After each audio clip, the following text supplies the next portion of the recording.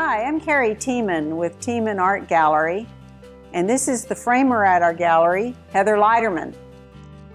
We're going to show you today a piece by the great artist Luis Jimenez, born in El Paso and worked in Albuquerque. So both the states of Texas and New Mexico claim Luis Jimenez as their own.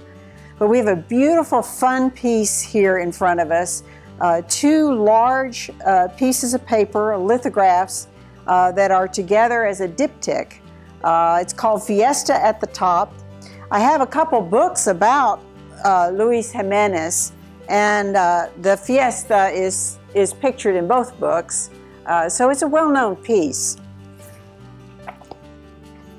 But I don't know much about framing. I leave that up to Heather.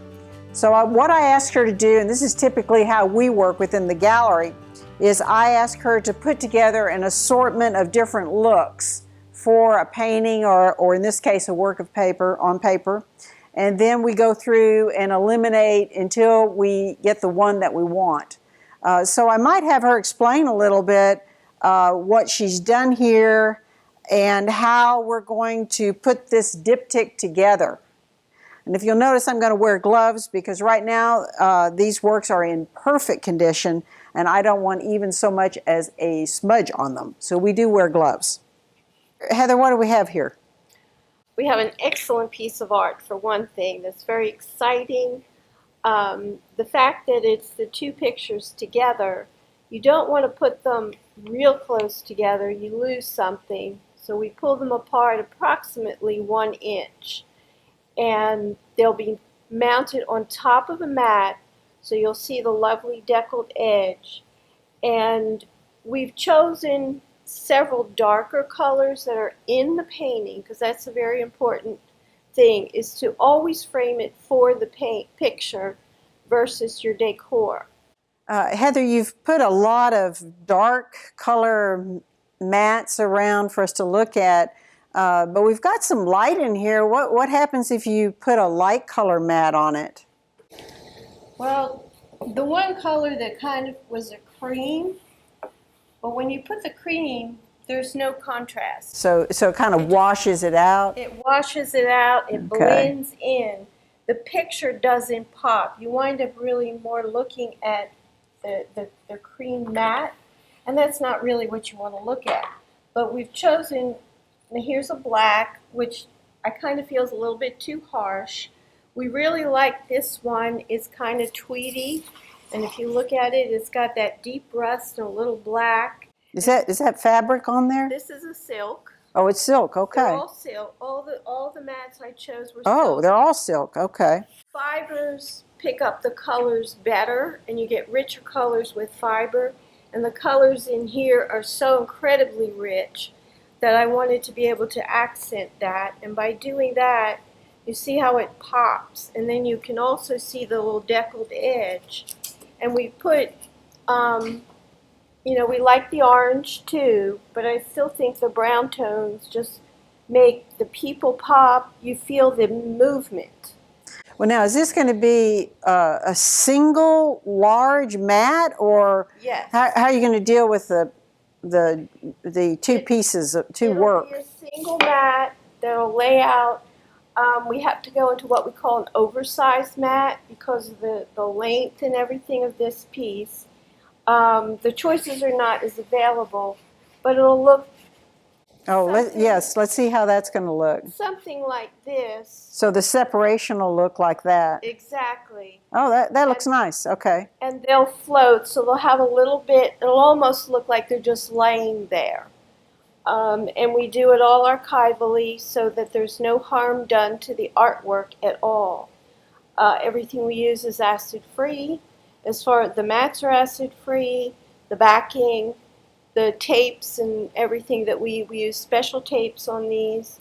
And we'll use UV blocking glass that'll keep it from fading.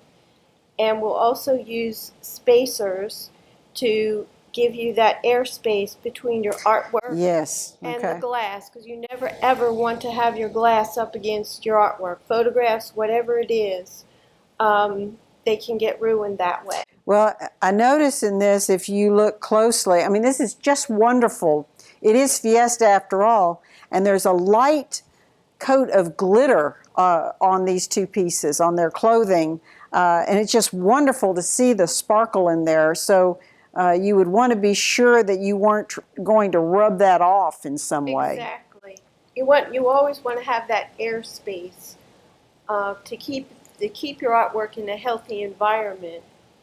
Okay, so I wanted to see what this looked like.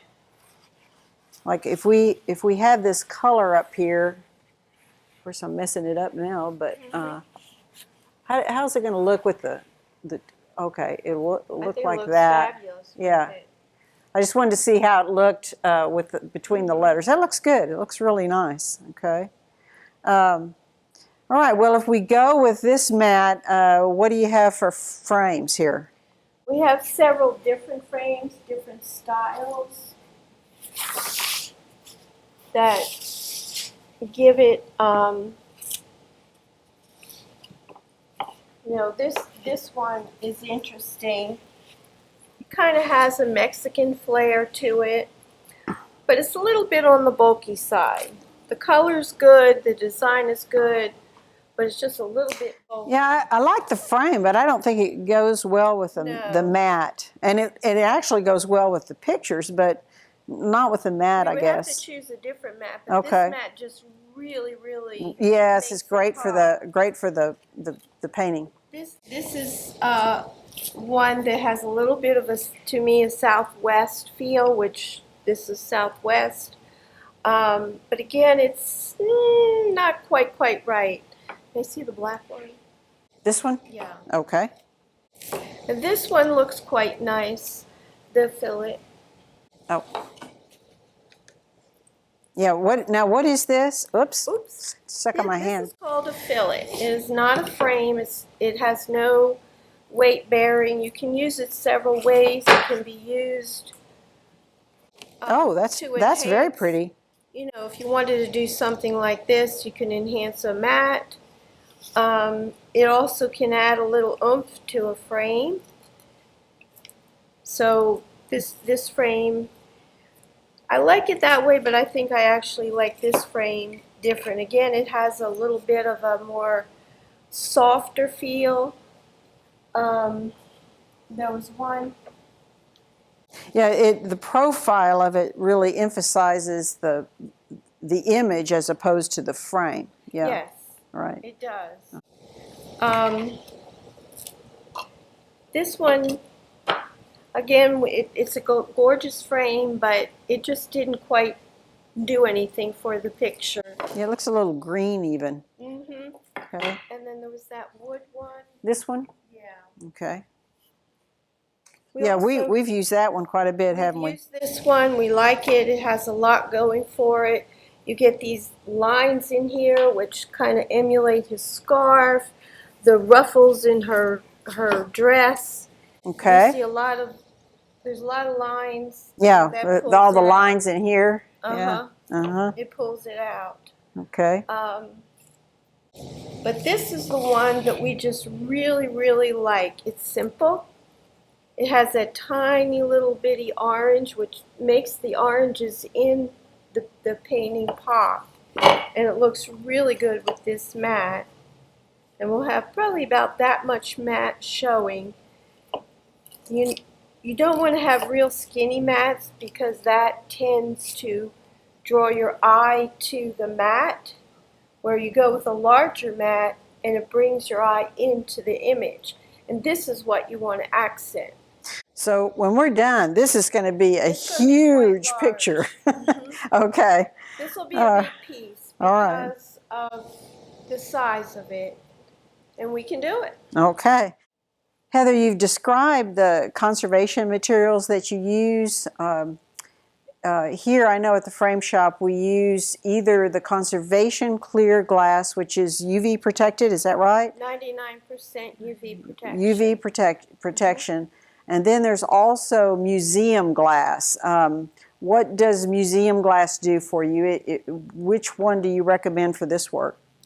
For this work, I would, even though it would cost a considerable amount more, is the museum glass, so that you get to actually see all the work. Museum glass is like no glass at all. As far as Okay. UV protection, they're equal, and there is a considerable cost, and it's always up to the customer to make that decision. Archivally, you get the same protection, so it really boils down to what you like and, you know, the cost of it, Okay. if it's in your budget or not.